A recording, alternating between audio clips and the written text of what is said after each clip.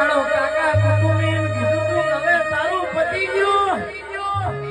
ઈ દાડો તો મેલડી તુએ જીવાડ્યા માં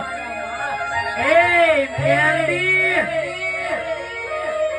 મારા કોનિયા જોગીને મરવાની દાડા આવી હોય વેળા આવી હોય ની દાડો તુએ એમ કીધું હોય કાનિયા જોગી મરવા દઉં તો હું તારી મેલડી નથી દુશ્મન કોલર પકડા અને હું માતા